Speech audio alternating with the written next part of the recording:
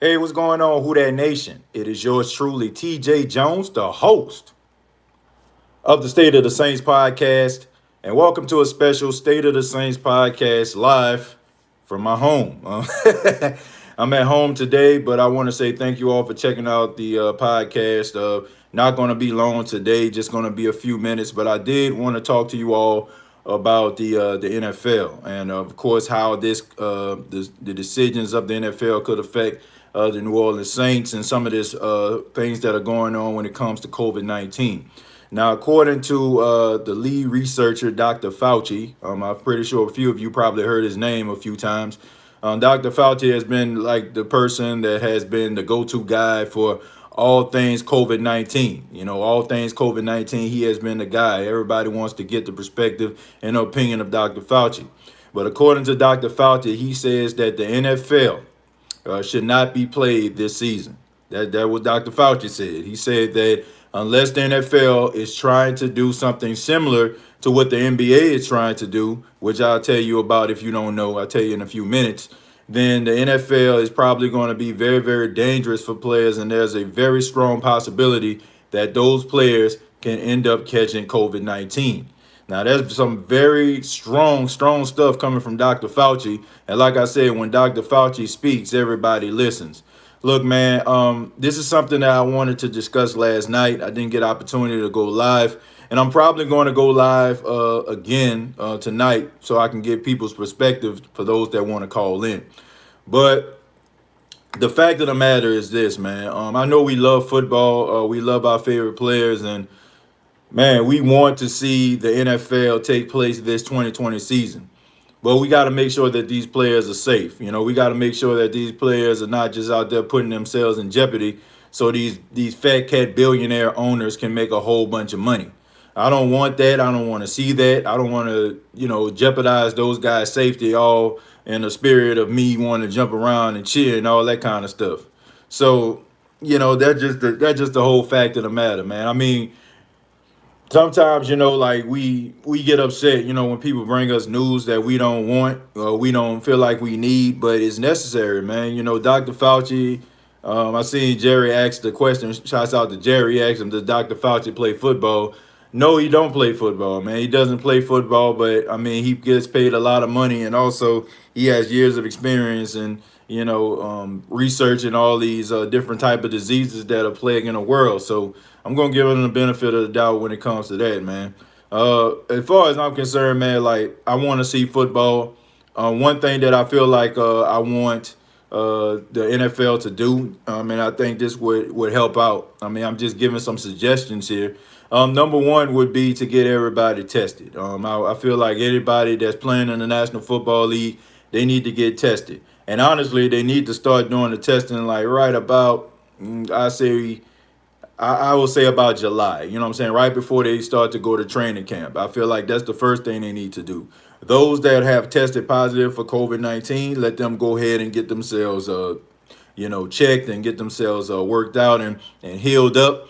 Then give them opportunity, you know what I'm saying, like to be able to take part in the season. I feel like if you start to go deeper and deeper into the season, then you start to test these guys right before training camp, maybe a week or two. That is going to put those guys behind the eight ball. You can get the ball rolling right now by testing these guys, and they'll be ready by the time training camp comes, hopefully, or even, when the regular season starts. That's number one. Number two, I feel like there should be certain type of gear that these guys can wear.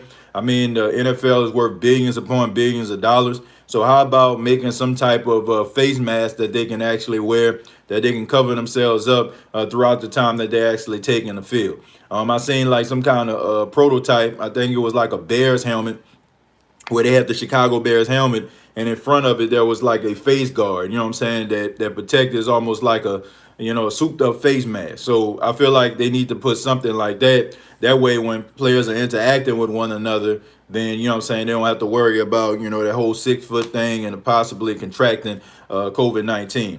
Also, the third thing would be nobody that is not taking a part in the game needs to be on the sidelines.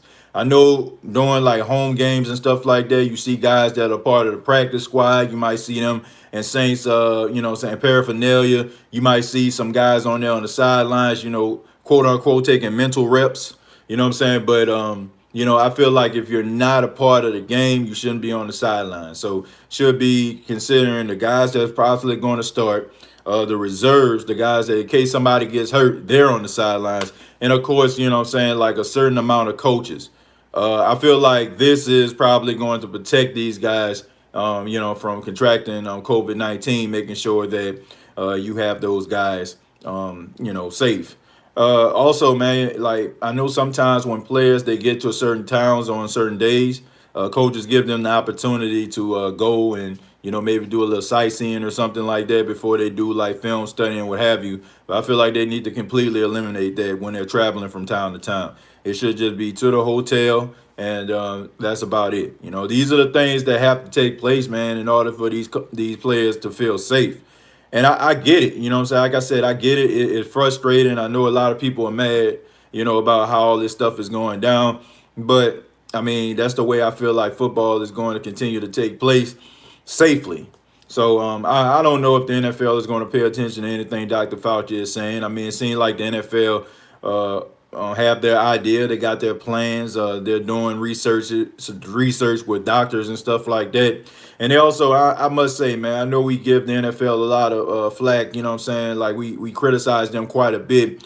But I must say they've been doing an outstanding job. You know what I'm saying? Like making sure that the coaches and the players are not in the same area.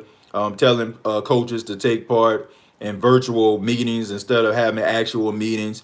I haven't heard anybody, meeting up with anybody as far as like, violating any type of social distancing violation, for the exception of Tom Brady and the Tampa Bay Buccaneers.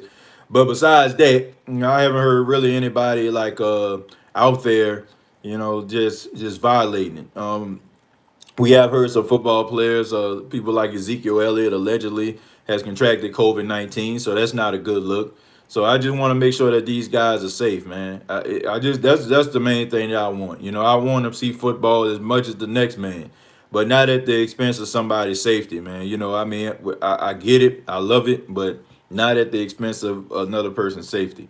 Go ahead and read some of these comments real quick. Like I said, it's gonna be a pretty quick live today, and we're gonna finish up probably later on tonight. When I go live tonight. Let's see.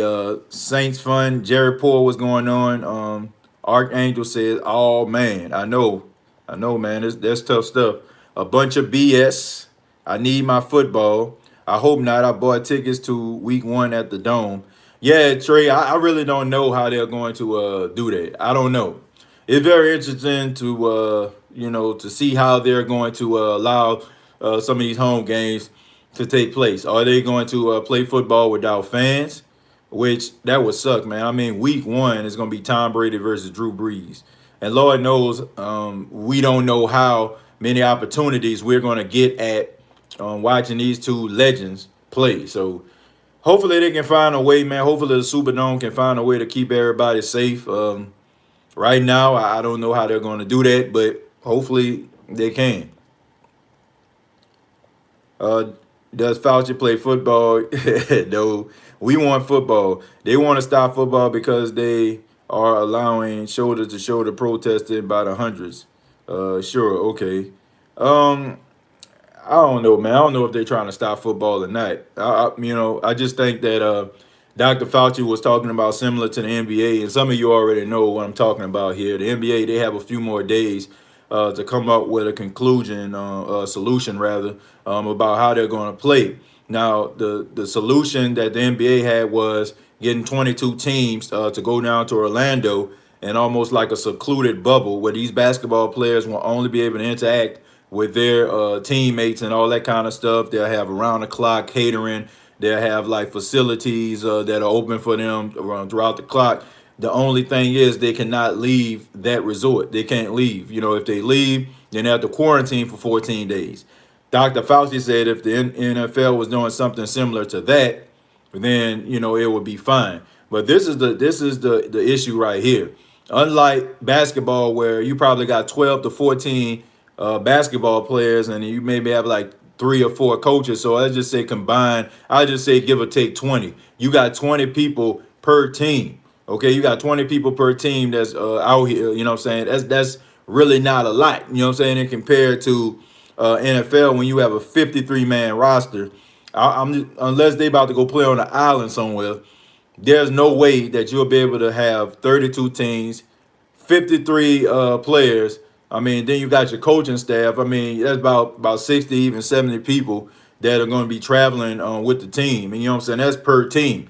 So it's kind of different when it comes to football and basketball. I can understand how they can kind of control that a little bit better when it comes to the NBA. With the NFL, you really don't know. And then on top of that, man, the rotation issues that you have with the NFL. I mean, let's just say, for example, knock on wood when I say this, but let's just say, for example, somebody like, I don't know, Marcus Davenport, Sheldon Rankins end up getting hurt or something like that. I mean, what's going to happen then? You know what I'm saying? You're going to fly another guy, you know what I'm saying, to that island once Sheldon Rankins, Marcus Davenport leave? I really don't know. So I really don't know how they can do this. So it'll be interesting, man. I really don't know. But I feel like you all, I really want them to play football. Will Alvin Kamara lead the league in touchdowns for a running back? I don't think so. I don't think he will. But I could be wrong. They're going to have Postmates, Uber Eats, Grubhub, etc. on speed dial. Yeah, man. I don't know if they're gonna be able to use those. I don't think they're gonna be able to use those type of things. I don't. I don't think they're gonna be able to use them because, like I said, nobody can come in, nobody can go out. I'm about through with this COVID-19 ish. I hate it more than the Saints. Oh, and I think, man, I can agree with you. And I think it's the opposite way as far as like with Saints fans, with Falcon fans. But I agree, man. I'm just tired, man. I mean, my girl, for those that don't know, she's a nurse practitioner, man. Shouts out to all of the nurses and doctors out there, man. My girl is a warrior, true hero out here in these streets. She's out there testing for COVID-19 right now, and she's saying, man, I mean, we just found out about this stuff around February and March. She said, I'm about just as lost as I am and when it was February or March.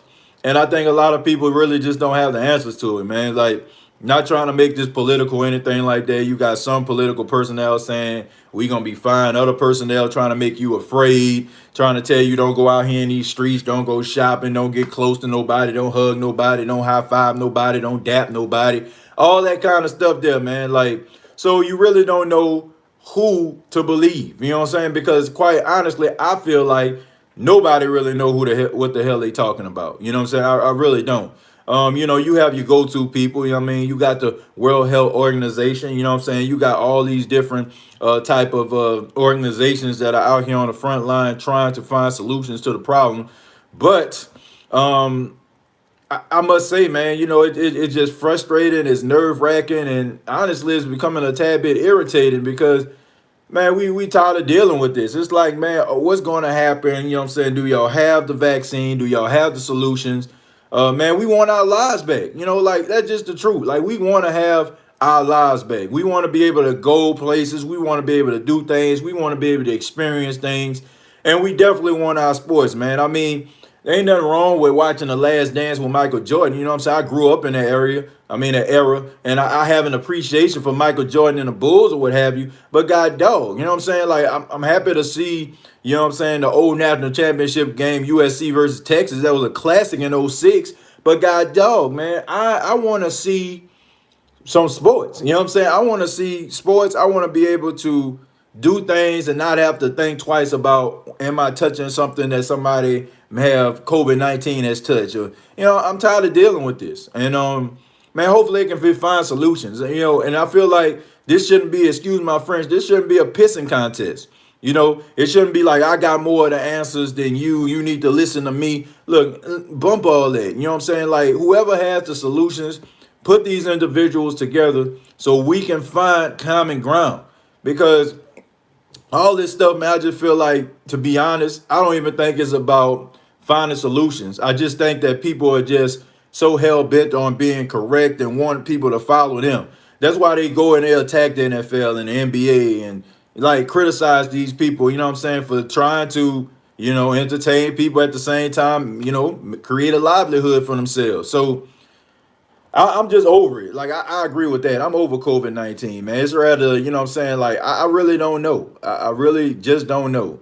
But I do feel like people just weaponize COVID-19 for political agendas. That's my honest opinion.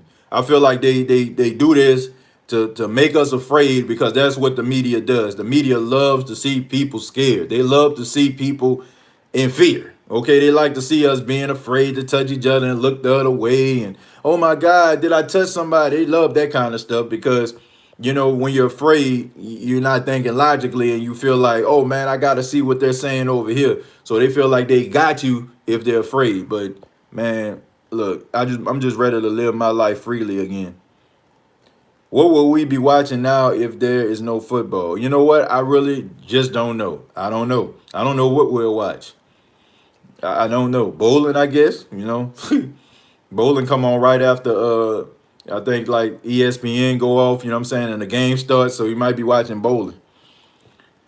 Got to stay positive. River Martin. Yeah, that's true. I am like I'm optimistic about it, but like I said, what scares me is like when these aficionados come out here and be talking about research and data this and they kind of hold, what I'm saying, like the NFL, the NBA foot to the fire or whatever. So when they come out with all this different research, it makes like the NFL, NBA kind of afraid to make a move because they're like, we don't want to make a move because everybody gonna be labeling us as selfish or whatever. So I don't know. Hopefully, hopefully, man, they come with a solution and it don't affect football. And I love sports. All I don't watch movies. But yeah, I mean, I watch movies. You know what I'm saying? I enjoy watching movies and all that kind of stuff there.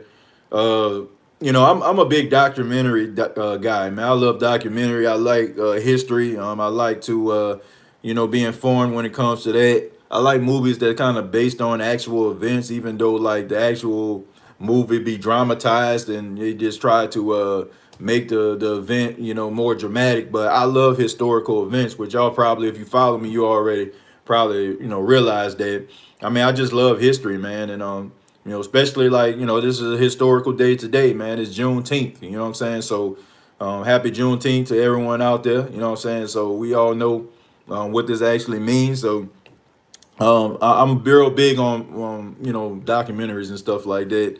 Some movies, man, you know what I'm saying, I'm okay with. I watch, but I watch a lot of sports, a whole lot of sports. This is the new normal, fellas. Even with a vaccine, there will be socially distanced in the future. Yeah, man, I don't know. That's a very interesting point. Now, there are some studies to say, and I hate to put it like this, but I think I'm gonna go ahead and do this. When we're talking about like not touching and not interacting with each other and stuff like that, like what's the one place that you think of? You think of prison. You know what I'm saying? Like in prison, they're not allowed to touch each other, and they're not allowed to give each other hugs or dap or anything like that. And even when their family members come to visit them, they can't touch them at all. So you know what I'm saying? Like, but they say, according to research and psychologists, they say the touch is one of the most I guess like the when a person touches another person, you know what I'm saying? It's like it starts like something to trigger something in their mind or whatever like that to show appreciation or show love or something like that. So like when a person touches you, like let's just say for example like your girlfriend or your boyfriend or something like that, you know what I'm saying, it shows like a term of what I'm saying, it shows like endearment, it shows appreciation.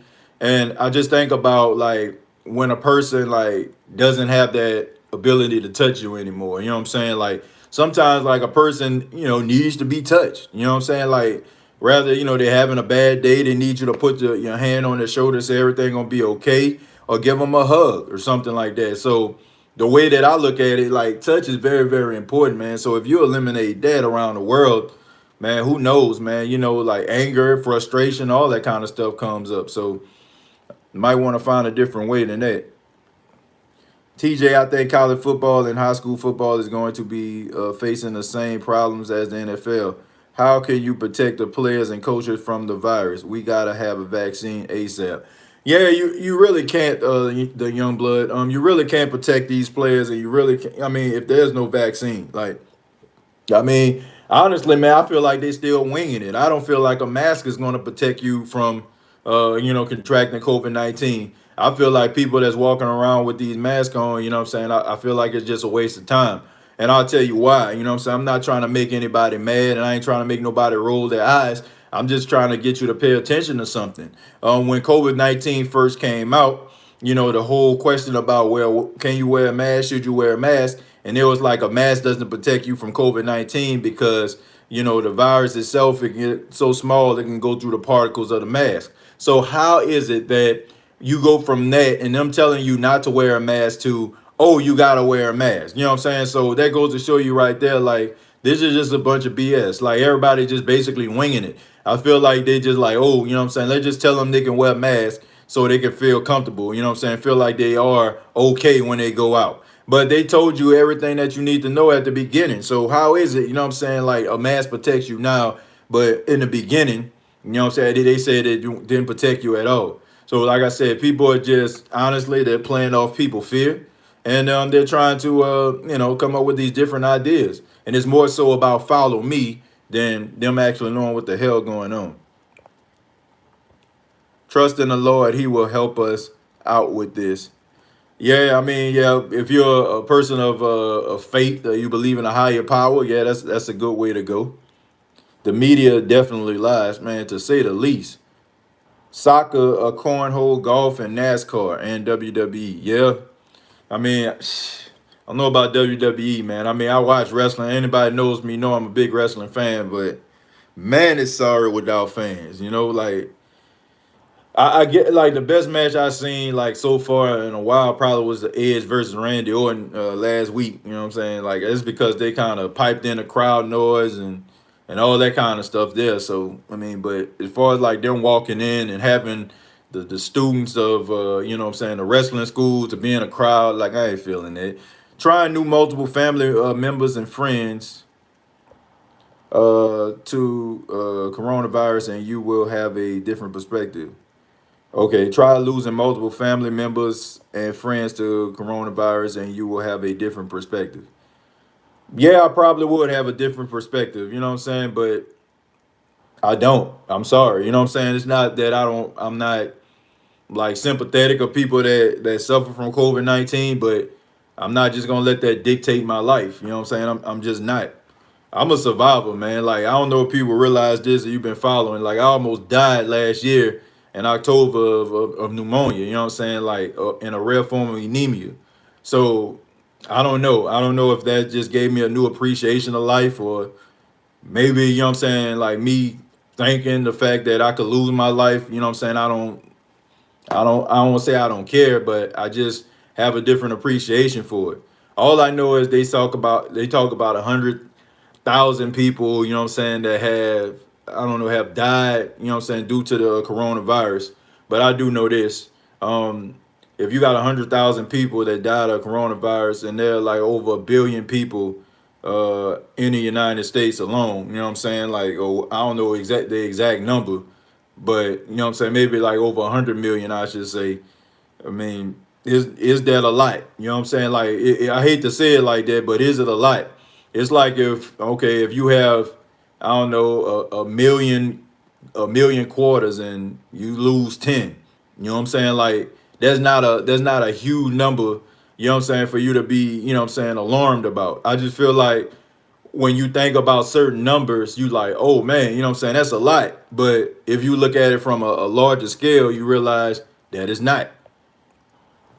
The world has literally come out to protest for social injustice and has that affect the COVID-19 numbers. No, that hasn't, Tim. And thank you very much for the $5. That has not affected the COVID-19 numbers. This is the thing I want people to pay attention to. When COVID-19 first came out, there were only certain people that were getting tested. That's why a lot of people were ticked off because it seemed like people like Tom Hanks and even head coach Sean Payton, they were out there getting tested, and people were wondering like, well, how the hell did they get testing when they didn't have any symptoms? And these people out here that actually had COVID-19, they're talking about they don't have enough test kits for them. But now they have testing on almost every corner. Like I've been promoting COVID-19 testing, man, for weeks, for different areas around South Carolina, Columbia, Myrtle Beach, You know what I'm saying? Some of these smaller places around South Carolina. So they have all these access to tests now. So now that people are being tested, there are people now finding out that they have been diagnosed or they have COVID-19. So because they have more tests, people are getting tested, people are testing positive. That's why the numbers are spiking. It has absolutely nothing to do with people being out in the streets. But that's the part they don't tell you. They try to make it seem like it's about the protesting, but it's not. It's the fact that we now have more access to COVID-19 testing than we ever had before. So be careful when we talk about that. Real talk, man, because sometimes like they be saying that stuff to deceive us. In my opinion, I won't say that's true. This is my opinion. TJ, I got to give it to you, bruh. You a smart dude. They definitely tried to put fear in us, man. That's just the truth. Like that's man, it is driven by fear. I think about back in 2001, right? Back in 2001, 9/11, man. Rest in peace to everybody. That died on that tragic day. You know, after 9/11, everybody was talking about retaliation from the Taliban, Iraqi, Afghanistan people or whatever. And they start talking about anthrax. Okay. They talk about somebody slipping, something inside of your mail that you can inhale and just die. Okay, so what happened? Everybody was afraid. Everybody was so scared that when they opened their mail up, they was gonna meet their maker. But it was only just a few different instances or whatever like that. You know what I'm saying? That it happened, and it was like I guess people that the people that were considered terrorists thought there were a threat. You know what I'm saying? So when you look at it, man, they have always tried to put things out here to try to scare us. Case in point, the whole black and white agenda.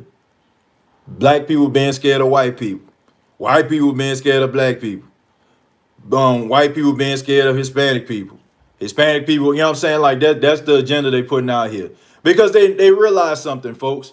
They realize something. They realize that we all come from different places, and the way that we were raised and the way that we were brought up is completely different from one another. So you might have been brought up to believe a certain amount of things that I didn't believe, and I was brought up to believe a certain amount of things that you don't believe, or it was just our upbringing. So when you get those people grown and older, that's when you have a big debate, because now it's like, okay, I was taught this and I was taught this. And really it's not about us being prejudiced. It's about us not knowing one another. And the media feeds off that. They love that. They love the division. They love to strike fear into each and every one of us. Okay. They love doing that. They love doing it. And all the people that benefit are them. Okay. Rather it be the stockholders out here when we're rushing out to the store trying to hoard paper towels and all kind of other things that are missing out here.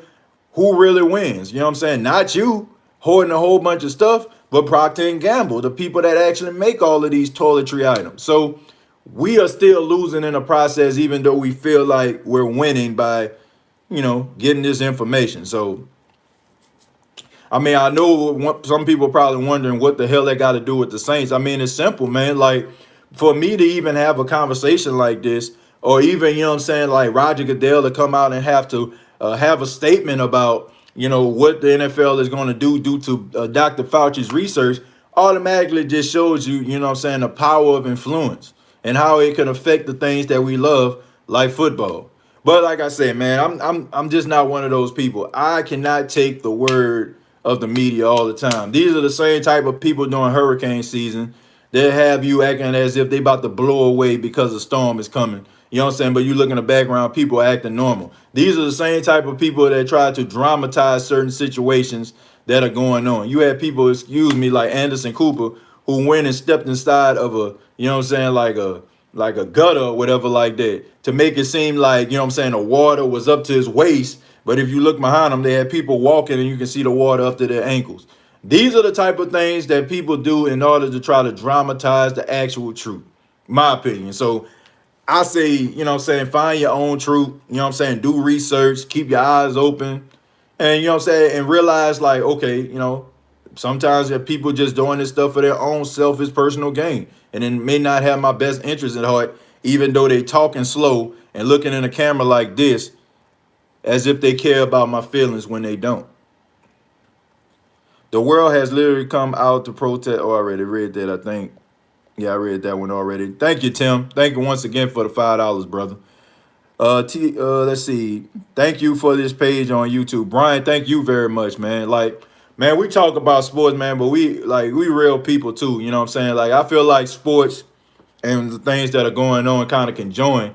And if they are, then that's when we're going to talk about it. You know, I want to talk about sports and all that kind of stuff. And like I said, later on tonight, I'll be able to take phone calls. We're going to kick off around 9 Eastern time. So if you're not doing anything on your Friday night, man, you can come join the State of the Saints podcast live. We're going to be taking calls, and we're going to continue this conversation talking about this as well as some other things that pertain to the New Orleans Saints. I want to get into Drew Brees, his great donations that he's been giving out. He's been recognized. And also, man, just some of the talk about the New Orleans Saints and some of the players that can make a huge impact this season that we haven't been talking about. We're going to be addressing some of these guys, man. We're really going to be paying attention to some of the guys we have not discussed all season long. So y'all be on the lookout for that tonight. Do you think after this is over, sports is going to be better in our country? What is your opinion?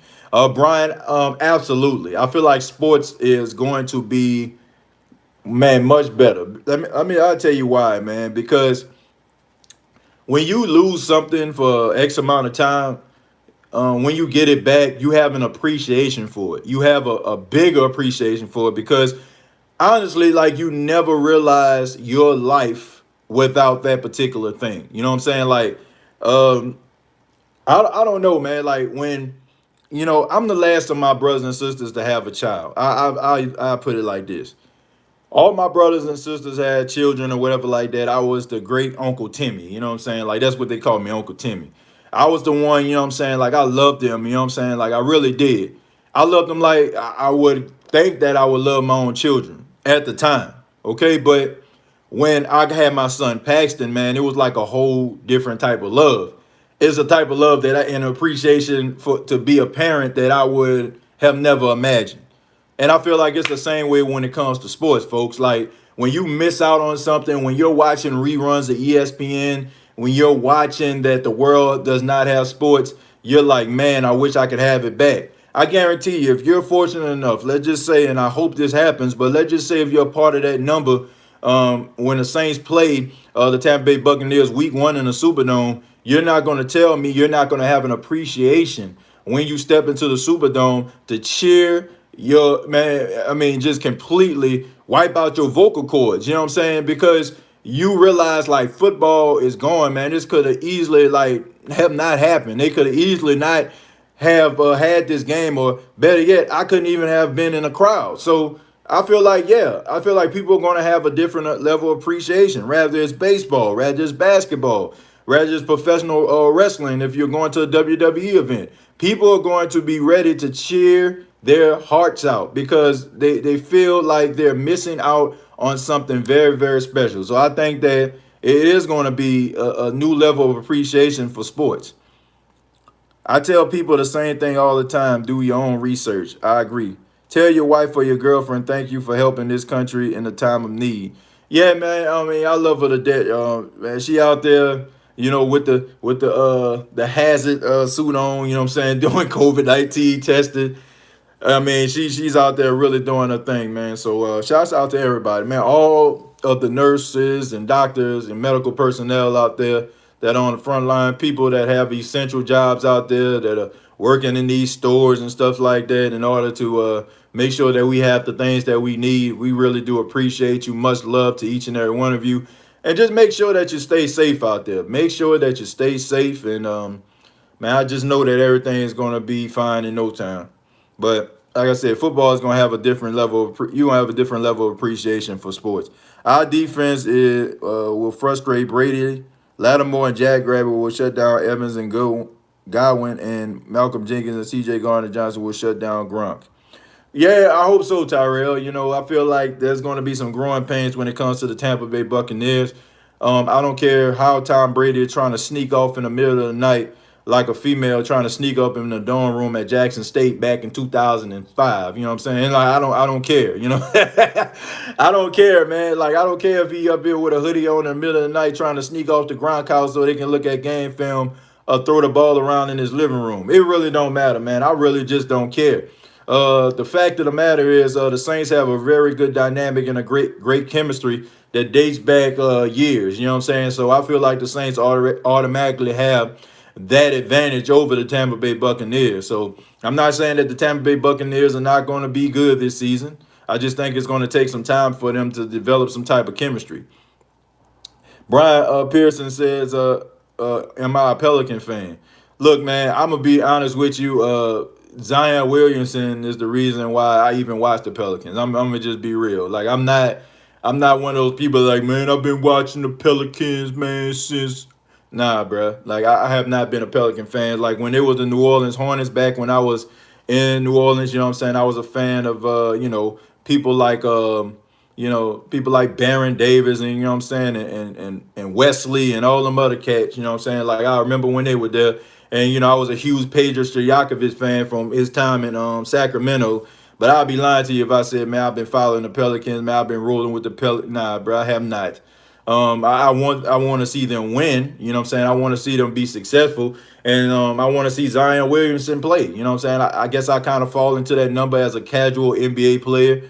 I'm not a real big fan of the NBA the way that it used to be. You know what I'm saying? When Jordan and you know what I'm saying, you can even throw like Kobe and Shaq and them. You know what I'm saying? The early 2000s were there. I feel like these boys soft as cottonelle tissue now. You sneeze on them. You know what I'm saying? They crying on the sidelines. They flopping all over the place. You know what I'm saying? Like you touch them with your pinky, it's a flagrant. You know, like I can't get down with that, man. You know, like I mean, I have an appreciation when it comes to the playoffs because I feel like they play a little bit harder, but just not a fan of the NBA like that, man. I just feel like they're a little bit soft, man. But I mean, I enjoy to watch a young player like Zion Williamson. And I'm looking forward to seeing him develop as a player, and hopefully he'll pan out to be everything that they want him to be.